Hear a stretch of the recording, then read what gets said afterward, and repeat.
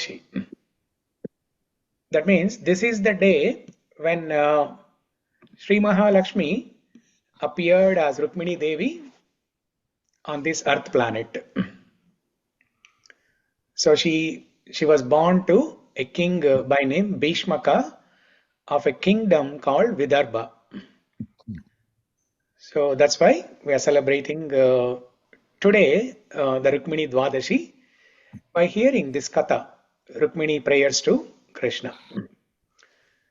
So how many of you know the story of Rukmini Kalyanam, or how Krishna, how Rukmini Devi wrote letter to Krishna, how Krishna came and kidnapped her, all of those details. How many of you know this whole thing? Okay, Premachandrika, one. Okay, Ragini, Shiva, Ankita. Yeah, looks like most of the people know about this. So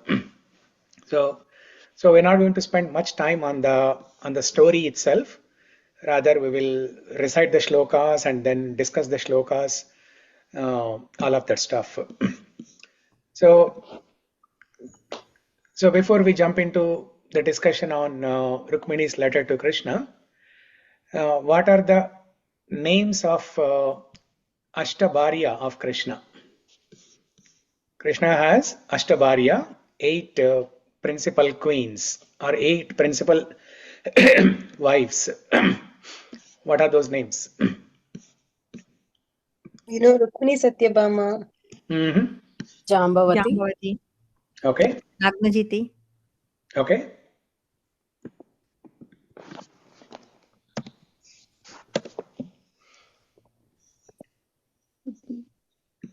So Rukmini is the first wife. Okay. Rukmini, Satyabhama, Jambavati, Kalindi, Mitravinda, Nagnajiti, Bhadra, and Lakshmana. These are the 8 principal. Lakshmana is Samba's wife, no? Lakshmana is what? Samba's wife, no? Daughter-in-law. No. So which Samba are you talking about? Krishna's son is there, no? Krishna's son wife is Lakshmana, no? Duryodhana's daughter. Okay. So for Krishna's daughter-in-law is Lakshmana. I think so. No, that could be a same name of another lady, but Lakshmana is one of the names of the Ashtabharya of Krishna. Okay. Okay. And we all know how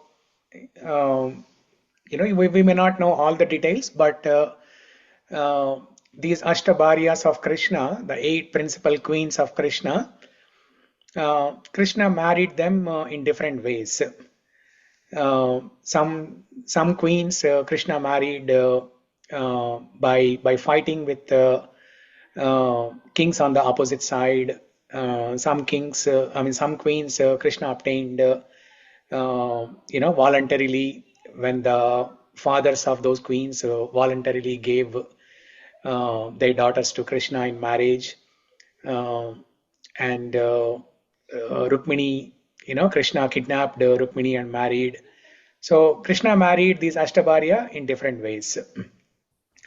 So there are, as per the Vedic tradition, there are different types of marriages. There are 8 different types of marriages. The different types of marriages are Brahma Vivaha, Daiva Vivaha, Arsha Vivaha, Prajapatya Vivaha, Gandharva Vivaha. This we all know, right? Gandharva Vivaha we all know. Asura Vivaha, Rakshasa Vivaha, Paishachika Vivaha. These are the Paishachika Vivaha. Yeah. So Gayatri, you raised a hand. That was from previous question, or you had a question now?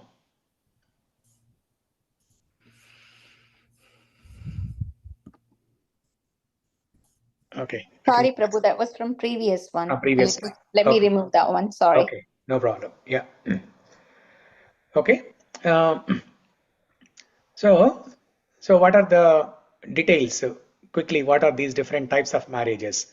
So out of these different types of 8 marriages, the most commonly performed marriage that we see in in Hindu culture is Prajapatya marriage. So in Prajapatya marriage, the father of the bride, he arranges the groom, and the groom or the bridegroom, at the time of marriage, he performs some rituals, and the marriage is performed. So this is how all of us, we have seen our marriages, and we have seen our relatives' marriages, friends' marriages in Hindu culture. So this is Prajapatya type of marriage. And all of us, we also know the other type of marriage, right? Gandharva Vivaha. Have you heard of Gandharva Vivaha? Yes, Prabhu. What is that? Like Bharat and Shakuntala married Gandharva Vivaha, right? Okay. Sorry, not Bharat. Shakuntala and Dushyant. Dushasana, yeah. Sorry, Dushyant. Dushyant, yeah. That is Gandharva Vivaha. Yeah. So what is the process? What are the details? So only bride and groom will be there, and they will marry in front of the Panchabhutas. Yeah. So this is the typical love marriage that we see these days. This is the typical love marriage where there is a voluntary agreement between between the bride and groom, and then they go away from the homes, and then they get married. Gandharva Vivaha. Okay. They And go away from home, Prabhu? yeah. But in this case, it was not like that, right?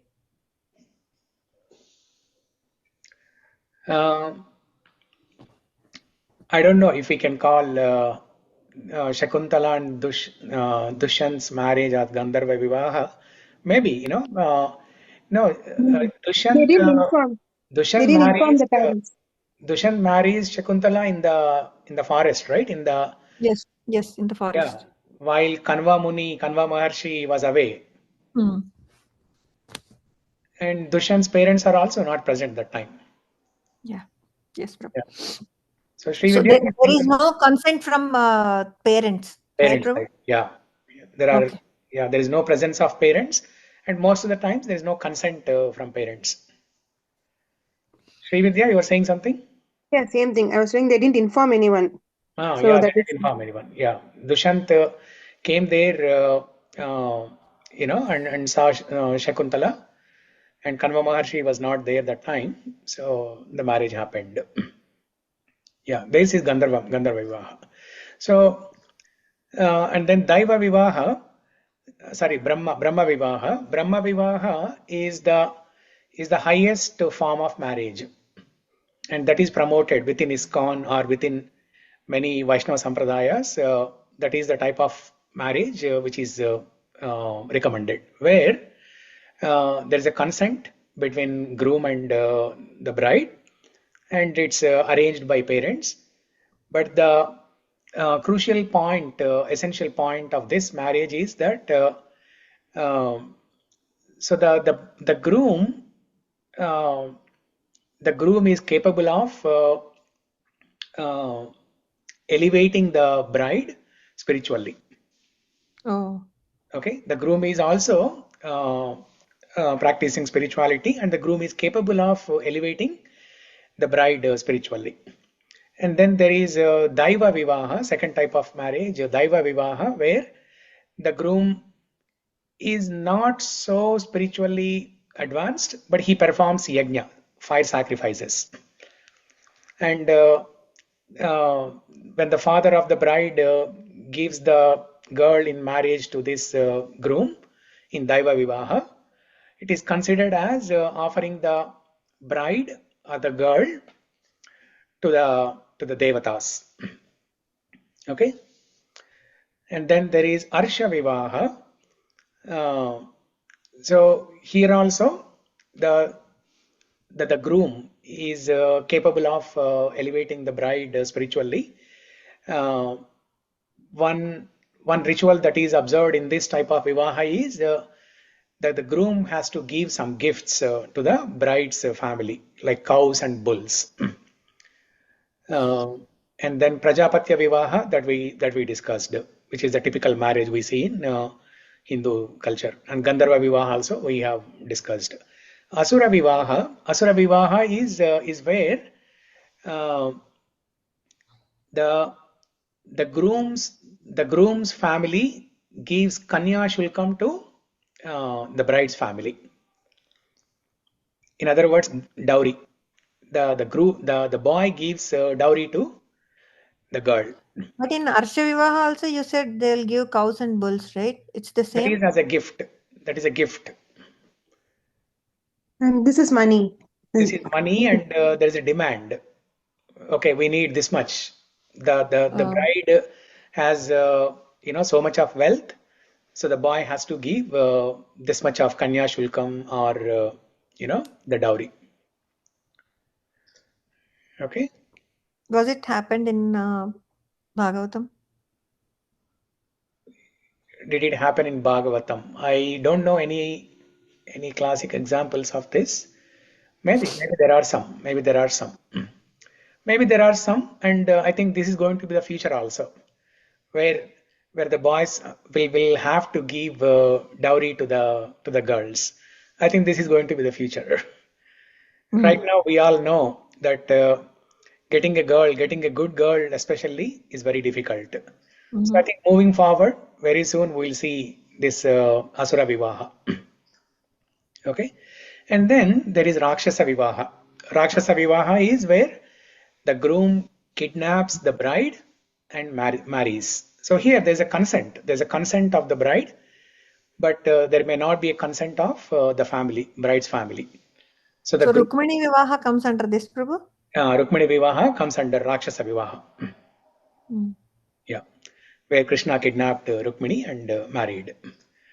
Okay, and then the final one is Paishachika Vivaha, where the boy forcibly marries the girl without the consent of the bride. Okay, so these are the different types of marriages. Can we take the example of Amba, Ambika, Ambalika in this case?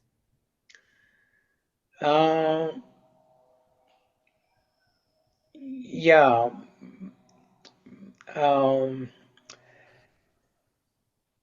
I think Karna's marriage is perfect. No, he did not. Amba, Ambalika. So when Vasudev married them, it was not by force. It was because of the Swayamvara, right? Devavrata, when he goes in search of when Devavrata goes in search of bride for It's same like Rukmini, because they were also kidnapped. Amba and Balika were also kidnapped, right? By Bhishma. Actually, they are not kidnapped. I think they got defeated, right, Prabhu? They were not kidnapped. Yeah, they were. Yeah. So all the kings got defeated wins. by in the Bhishma. Swayamvara, Devavrata wins, and that's why they have to marry. There's no force here. Based on the conditions of the Swayamvara, they have to marry. It's not by force. Even though there is no voluntary consent, but it's not by force at least. So this may not come under Paishachika Vivaha. Okay, Paishachika Vivaha is what is happening in today's age, where some boys. I heard Karna also married like that. Like he went for a Swayamvaram which he was not called, and he forcibly married his wife. Okay, maybe. So anyway, so let's not deviate the topic. Let's get into this topic of Rukmini's letter to Krishna. The first ever love letter in the history. Okay, there was another incident where Radharani also wrote a love letter to Krishna. So when Hari Parshad Prabhu, was giving a class at our home last week, on Sunday, so he talked about that love letter. So this is similar to that. That should be prior to this one, right, Prabhuji? If that, like Radharani's one should be the first then. Yeah, but it was, but that letter, Radharani and Krishna, they already, saw each other, and they know each other. After some time, she writes a letter. So it's not a true love letter. It's just a letter, I would say. Mother Sita never wrote any letter. Mother Sita, yeah, Mother Sita never wrote any letter. Okay. Prabhuji, she sent messages through Hanumanji, right? What? She sent Hanuman. She sent a message right? through Hanuman. Yeah. Yeah. Yeah. I So, think Nala and Damayanti also they communicated through Swan. That is later maybe.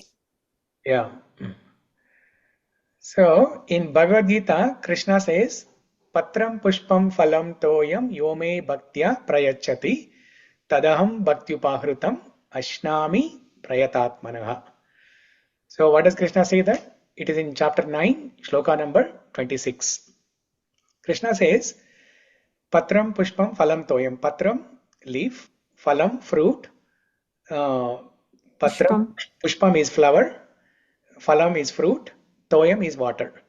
If you offer with love and devotion a leaf, a flower, water, or fruit, I will accept. Now, what is a letter called in Hindi or Sanskrit or Telugu? Patram. Patram, right? Patram. Yeah. So Rukmini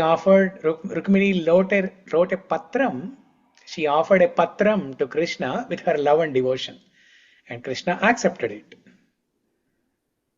So this is in line with what Krishna gave in Bhagavad Gita, patram pushpam phalam toyam. So Krishna was actually meaning to say tulsi leaf there, but here this can be understood in that way. When Rukmini wrote this patram with love and devotion, Krishna accepted it. Okay. This comes in Śrīmad-Bhāgavatam. Let me share my screen, and then we can recite. Okay.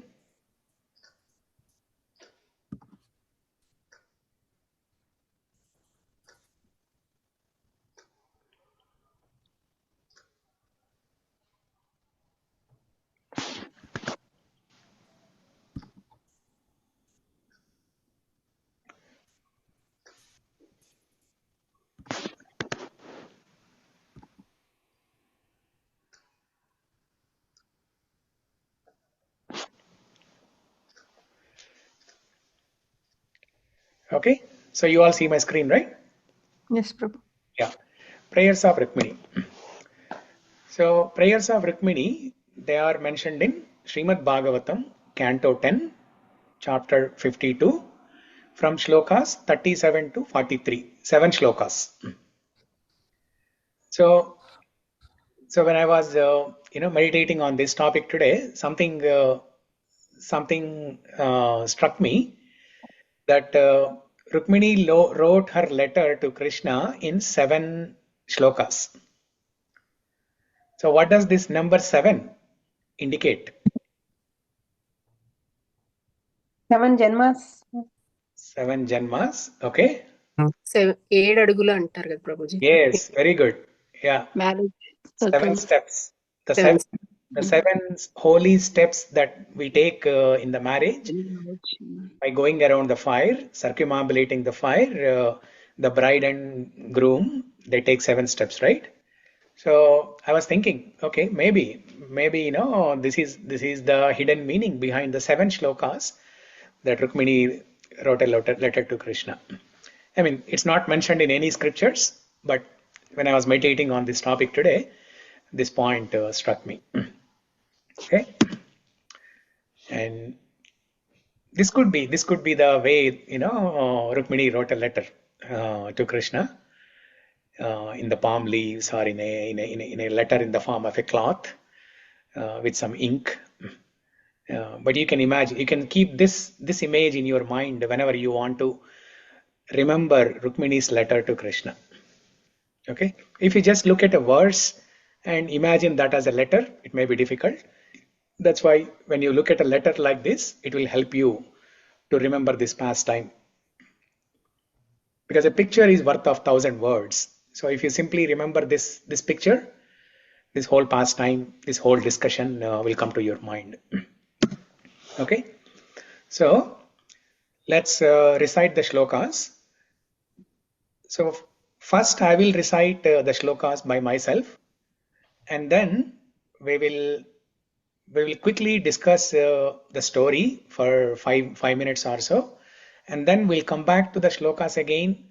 I will recite, and you know, somebody can repeat after me.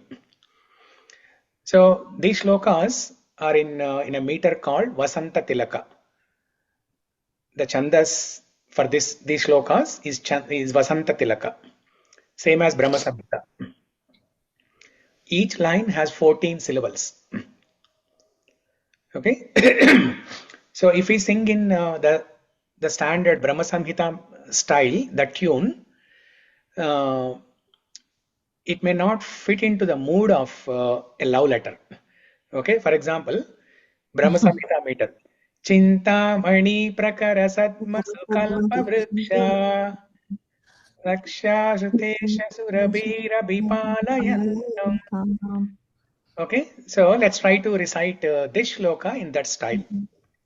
Shrutva gunan bhuvana sundara shunvatam te nirvishya karna vivarai haratongatapam.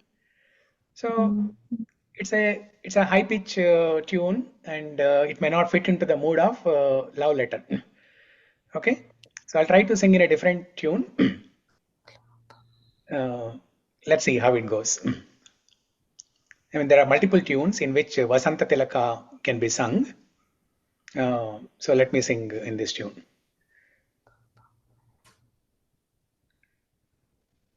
Shrutva gunan bhuvana sundara shunvatam te nirvishya karna vivarair haratongatapam rupam drusham drushimatam akilartalabham tayyachyuta vishati chittamapatrapam te.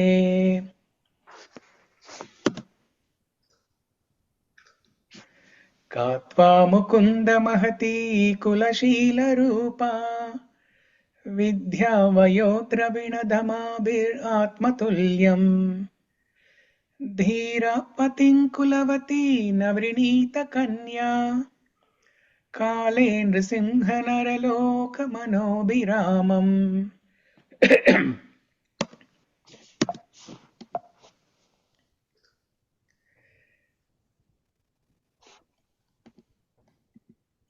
Tanme bhavan kaluvita patirangajayam atmarpitascha bhavatotra vibho videhi ma virabhagam abhimarshatu chaidya arat gomayuvan mrugapater balimambujaksha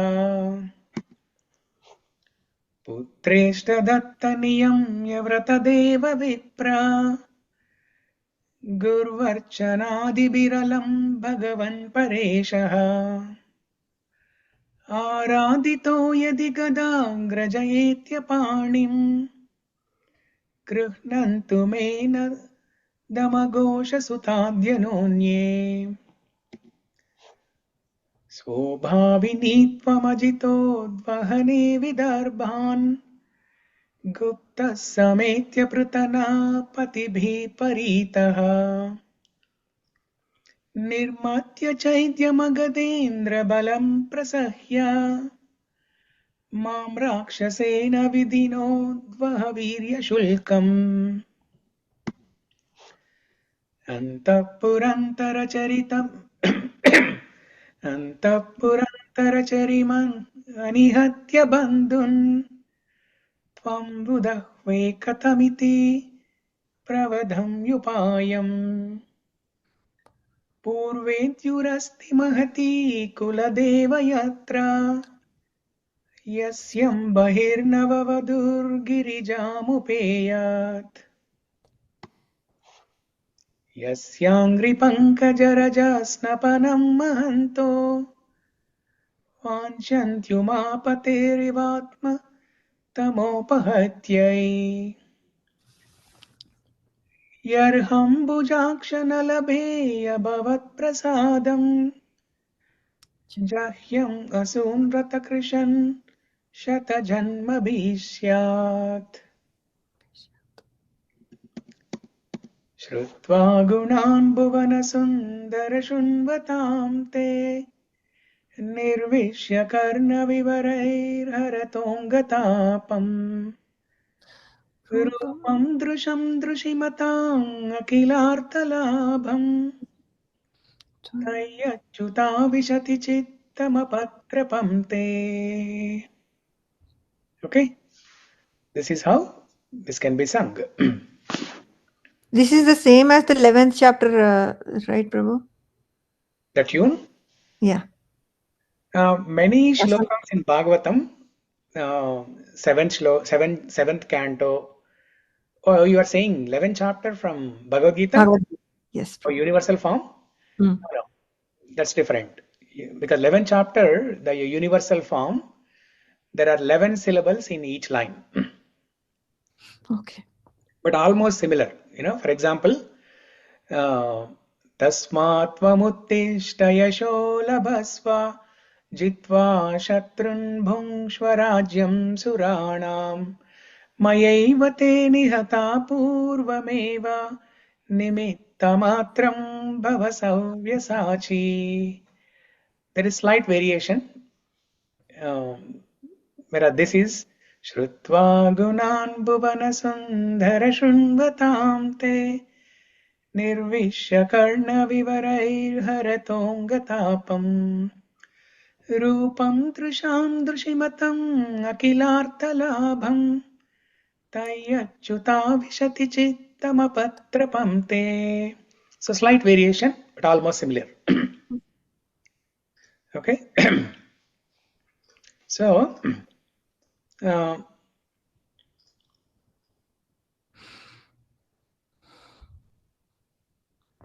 We are not sharing, Prabhu. yeah. So let me open Veda base and then we will discuss. So it is often mentioned that girls who are having difficulty getting married, if they hear the story of Rukmini Kalyanam, and especially if they recite Rukmini Kalyana mantra, okay, Rukmini Vallabha mantra. Om Namo Bhagavate Rukmini Vallabhya Swaha.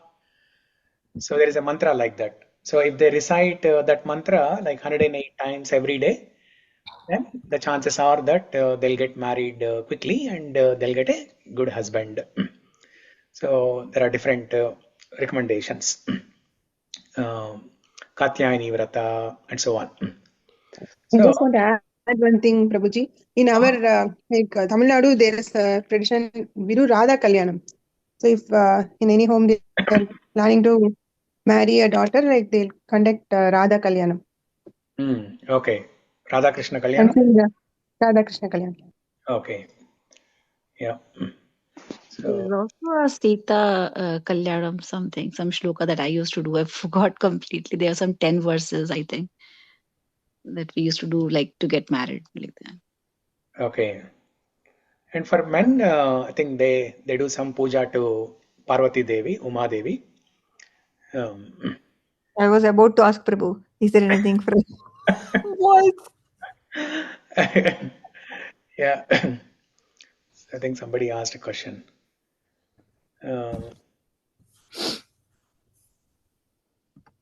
Okay. Yeah. So if you look at the story, how how the story of Rukmini's letter all started, and some details, the background details. So there was this king by name Bhishmaka in the kingdom of Vidarbha, and Bhishmaka had uh, 5 sons and then one daughter.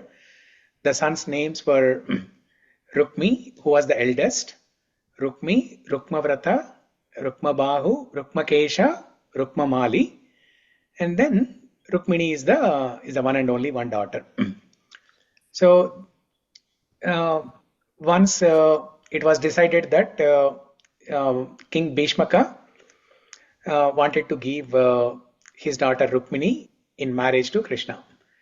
Krishna also liked that proposal because Krishna also heard a lot of good things about Rukmini, and then he also agreed.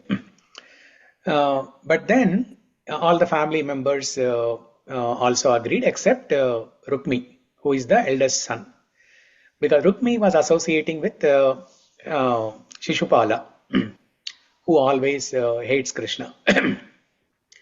So this shows what happens when we associate with bad people in this society.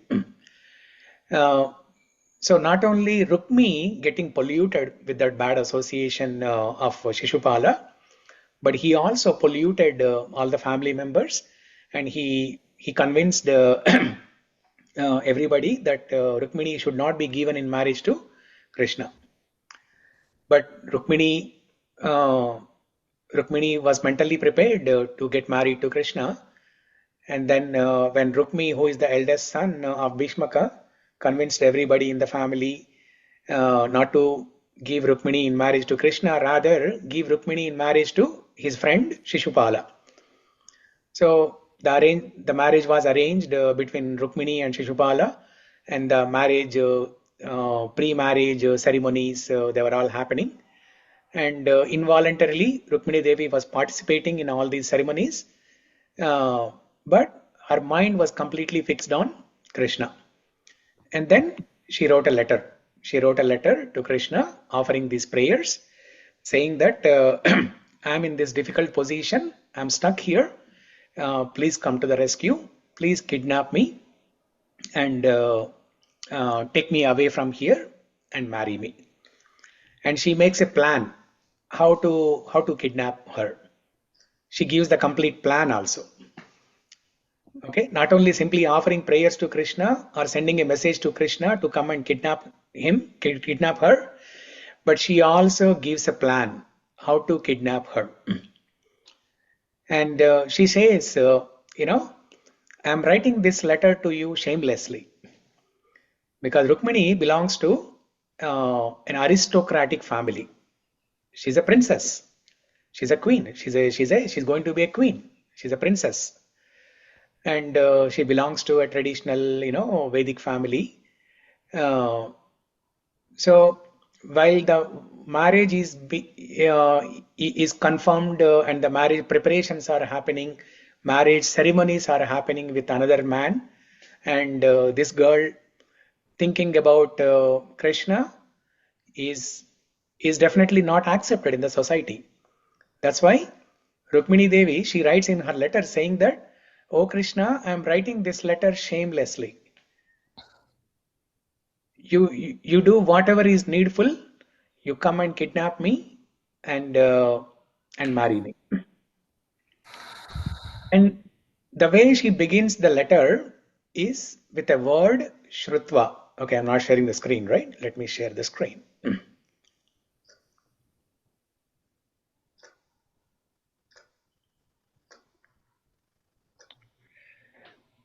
So she starts the letter with the word Shrutva. Shrutva Gunan Bhuvana Sundara. So she is calling Krishna as Bhuvana Sundara. Oh, Mr. World. Not only Mr. World, Krishna is the Mr. Creation. He is not only just the Mr. World, not only the Mr. Universe, but he is he is the most beautiful in the entire creation, both in the material world and spiritual world. And we all know the glories of Krishna's beauty.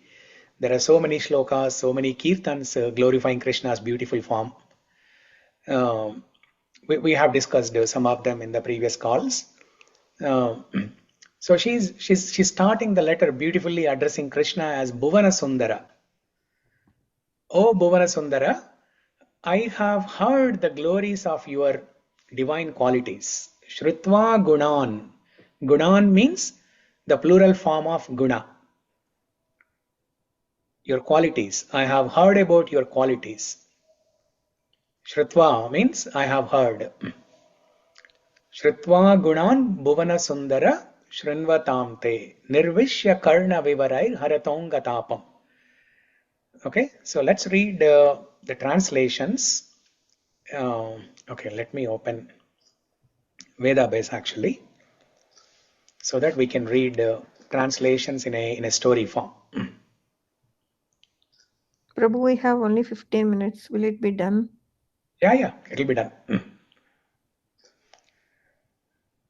Okay, so this Rukmini prayers comes in this canto 10, titled as Sammam Bonam. Sammam Bonam means the highest message of Śrīmad-Bhāgavatam, or the concluding message of Śrīmad-Bhāgavatam. There are 2 more cantos after this, but canto 10 is the essential message of Śrīmad-Bhāgavatam, which is again conveyed in the last shloka, in the 12th canto that we discussed yesterday. Okay, so if you look at the chapter titles here, this is 52 chapter number 52, Rukmini's message to Lord Krishna. Now, 52, where is 52? Yeah, chapter 52, Rukmini's message to Lord Krishna. And then the next chapter, Krishna kidnaps Rukmini. 54, chapter 54, marriage of Krishna and Rukmini. And history of Pradyumna, Shamantaka jewel, Satrajit murdered, jewel returned, Krishna marries 5 other princesses, the killing of Narakasura, Lord Krishna teases Queen Rukmini. So here in this chapter 62, there is a beautiful conversation between Krishna and Rukmini. How Krishna teases Rukmini, saying that, you remember when you asked me to, when you wrote a letter to me to come and kidnap you and bring you and marry you, even though you had many other qualifying kings in the kingdom who were eligible people to marry you, but you chose me, who do not even qualify to marry you, because I ran away from the kings of one kingdom, and I was hiding in the ocean. There was a pastime where Krishna, was pretending to hide himself in the ocean in fear of some kings in a kingdom. Okay, we can discuss that story some other time. But Krishna was telling all these things, saying that you married such a coward person. You wrote a letter to such a coward person and asked me to come and kidnap you. Why did you think I am the qualified person to marry you? So Krishna teases Rukmini like this. Hearing all this, Rukmini, she felt unconscious, and then Krishna consoles her, saying that I did not mean to agitate you. And then there is a sweet conversation between Krishna and Rukmini. So, time permitting, we can read that story sometime. But let's come back to this chapter here. Chapter 52. Shloka number 37. Yeah. Okay. So I want somebody to read this. Who can read?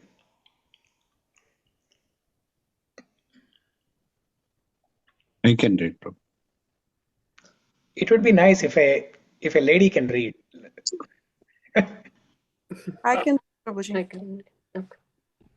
Yeah. Oh, go ahead. Mataji, go ahead. Mataji, go ahead. Sorry. It's okay. You can. Please pardon me if I read something wrong. That's okay. Yeah. Sri Rukmini said in her letter, as read by the Brahmana, O beauty of the worlds, having heard of your qualities, which enter the ears of those who hear and remove their bodily distress, and have also heard of your beauty, which fulfills all the visual desires of those who see. I have fixed my shameless mind on you, O Krishna. Uh, O Mukunda, you are equal only to yourself in lineage, beauty, knowledge, youthfulness, wealth, and influence. O lion among men, you delight the minds of all mankind. What aristocratic, sober minded, and marriageable girl of a good family would not choose you as her husband when the proper time has come? Therefore, my dear Lord, I have chosen you as my husband, and I surrender myself to you. Please come swiftly, O Almighty One, and make me your wife. My dear I Lord, let Shishpala never touch the hero's portion like a jackal stealing the property of a lion. If I have sufficiently worshipped the Supreme Personality of Godhead by pious works, sacrifices, charity, rituals, and vows, and also by worshipping the demigods, Brahmanas, and Gurus, then may Ragraja. Gadagraja come and take my hand, and not Tama Ghosha's son or anyone else. O unconquerable one, tomorrow when my marriage ceremony is about to begin, you should arrive unseen in Vidarbha and surround yourself with the leaders of your army. Then crush the forces of Kaida, Kaidya, and Idea. Mahara, and marry me in Rakshasa style, winning me with your valor. Rukmini's letter to Krishna. Sorry, Mataji. No, I was telling my daughter. Okay. Sorry, Mataji. Yeah. Since I will be staying within the inner chamber of the palace, you may wonder how can I carry you away without killing some of your relatives. But I shall tell you away on the day before the marriage, there is a grand procession to honor the royal family's deity. And in that procession, the new bride goes outside the city to visit goddess Girija. Oh Yeah, Lord. Rukmini Devi. So she is giving the plan here. Yeah. When to come and kidnap her. Yeah, go ahead. Maybe Prabhuji, Mataji, who was trying to read, let her read now. No. You go ahead. You finish. Okay. O lotus-eyed one, great souls like Lord Shiva, hanker to bathe in the dust of your lotus feet and thereby destroy their ignorance. If I cannot obtain your mercy, I shall simply give up my vital force, which will have become weak from the severe penance I will perform. Then, after hundreds of lifetimes of endeavor, I may obtain your mercy. Yeah. Okay. So this is the last one. So like this, Rukmini wrote a letter and gave it to a trusted person, a Brahmana, and sent the letter to Krishna. So first of all, when we look at Rukmini's situation, we can compare Rukmini's situation to our situation in material life. Just like how Rukmini is stuck in that miserable condition, all of us are stuck in this material life. And we are calling out to Krishna to come and take us to spiritual world. Just like how Rukmini wrote a letter to Krishna to come and kidnap her and relieve her from that miserable condition. So we should also write a letter to Krishna like that. Okay. And what else Rukmini was doing in this letter? She was she was giving a plan. She was giving a plan that before the marriage, it is a family tradition that we will go to temple of Girija, Parvati Devi, and then we will do the Gauri Puja, right? We'll do Gauri Puja. So during that time, when I come outside of my palace, while I am on the way to the temple to do Gauri Puja, that time you come and kidnap me. Because if you come inside the Antapura, where there are so many armed people protecting the Antapura, it may be difficult for you. So that's why I'm giving you a plan how to kidnap me. So what does this indicate to us? This indicates that we have to plan our life. We have to plan things in our life to develop devotion, love and devotion for Krishna. Because we have to take the first initiative. Krishna is all the time, he is waiting for us. But Krishna never forces his love upon us. So he is waiting for that first step from our side to Krishna. So we have to take that first initiative, just like how Rukmini took the initiative, right?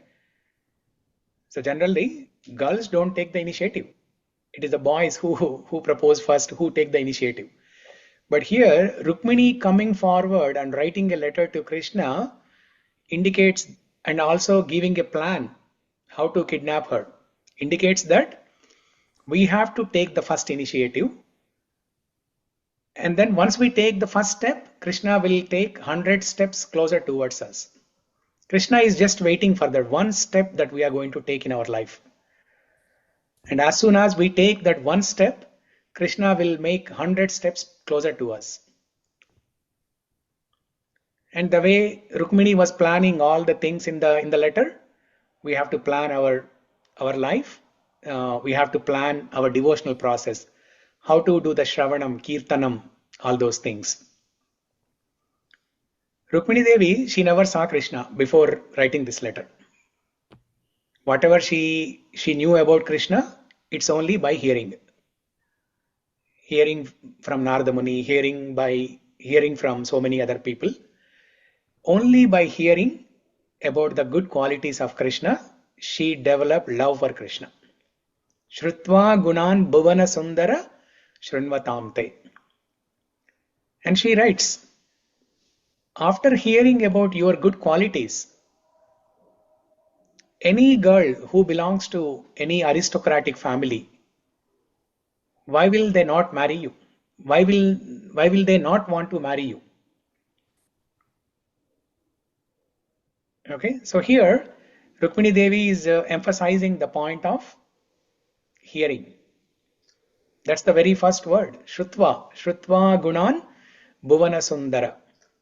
Oh, Mr. World, I have heard about you. And Krishna also in Bhagavad Gita, he emphasizes this process of hearing.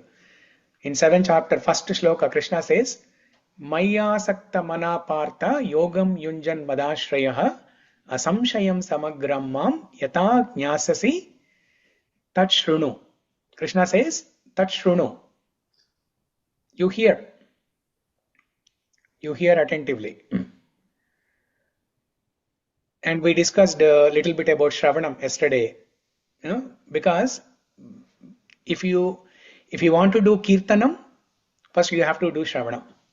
And if you want to do Smaranam, you have to do both Shravanam and Kirtanam. Yeah, so this is the krama, the sequence. Rupa Goswami mentioned in his shloka, right, in Nectar of Instruction. Tannama Rupa Guna Charitad Sukirtanan. So before we can do Smarana, we have to do Kirtana. And before we can do Kirtana, we have to do Shravana. Okay? So now let's recite these shlokas one more time, and then whatever time we have left, we can discuss some. So this time I will recite 2 lines, and then so Prem Chandrika, you want to repeat after me? Yes, Prabhu. Yeah.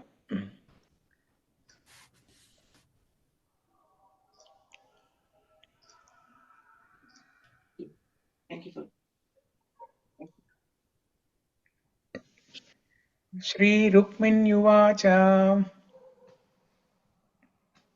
श्रीरुक्मिण्युवाच श्रुत्वा गुणान् भुवनसुन्दर शृण्वतां ते निर्विश्य कर्णविवरैर्हरतोऽङ्गतापम् श्रुत्वा गुणान् भुवनसुन्दर शृण्वतान्ते निर्विश्य कर्णविवरैः हरतोऽङ्गतापम् रूपं दृशां दृशिमताम् अखिलार्तलाभम् तय्यच्युता विशति चित्तमपत्रपं ते रूपं दृशं दृशिमन्तमखिलार्थलाभं तय्याच्युत विशति अपत्रपं मे गात्वा मुकुन्द महती कुलशीलरूपा विद्या वयोद्रविणदमभिरात्मतुल्यम् कत्वा मुकुन्द महति कुलशीलरूपा कुलशीलरूपा विद्या वयोद्रविणधमभिरात्मतुल्यम् धीरपतिं कुलवती न वृणीतकन्या काले नृसिंहनरलोकमनोभिरामम् धीरपतिं कुलवती न वृणीतकन्या काले नृसिंहनरलोकमनोभिरामम् तन्मे भवान् खलु वृथा पतिरङ्गजायम् आत्मार्पितश्च भवतोऽत्र विधो विविधेहि तन्मे भवन् खलु वृत्तपतिरङ्गजयम् आत्मर्पितश्च भवतोऽत्र विभो विधेहि मा वीरभागमभिमर्शतु चैद्यवारात् गोमायुवन् मृगपतेर्बलिमम्बुजाक्ष मा वीरभगम् अभिमर्तश्चैद्य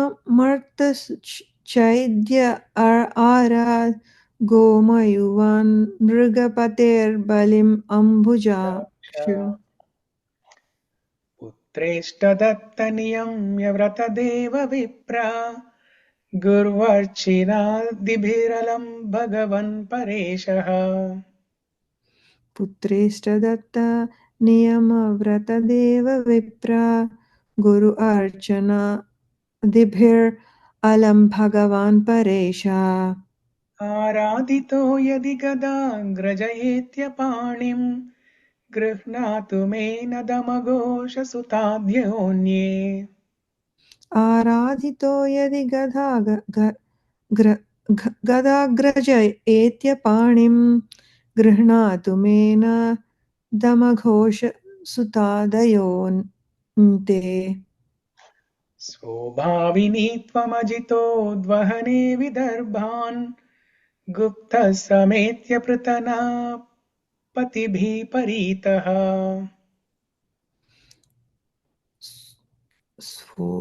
स्वभाविनी त्वम् अजितोद्वहवे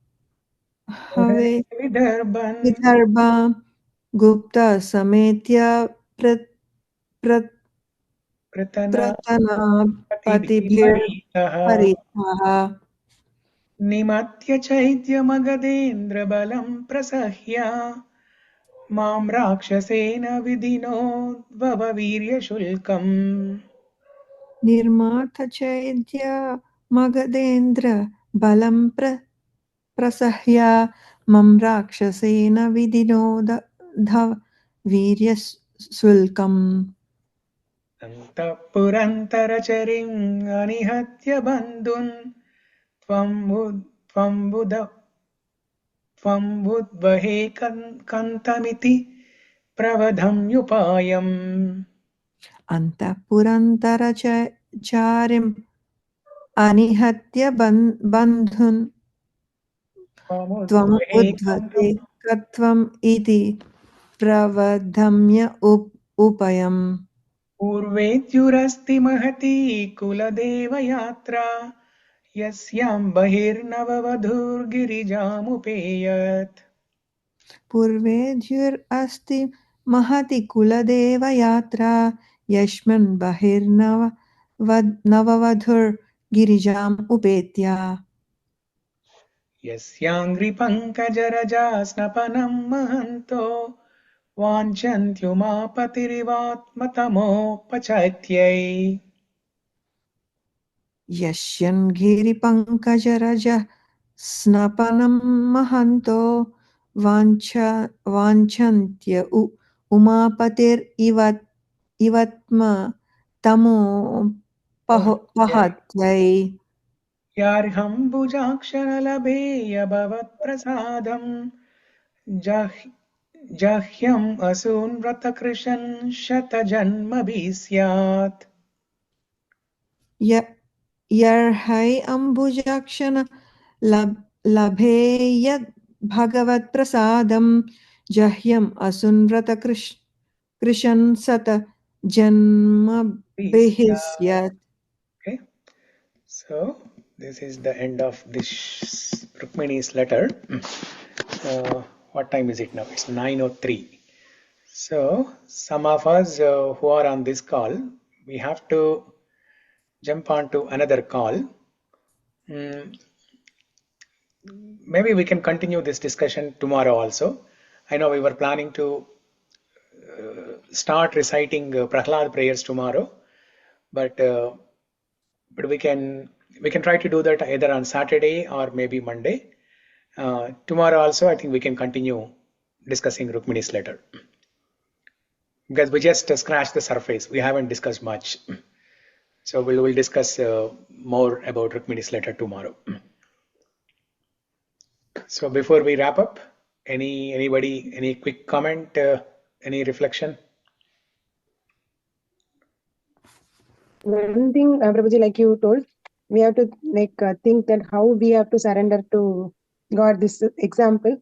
Similarly, Sita Mata, when she was trapped in Lanka, I've heard the same thing. Like we should think ourselves as trapped soul, and then we have to request Rama to come and save us. So it was very similar. Yeah.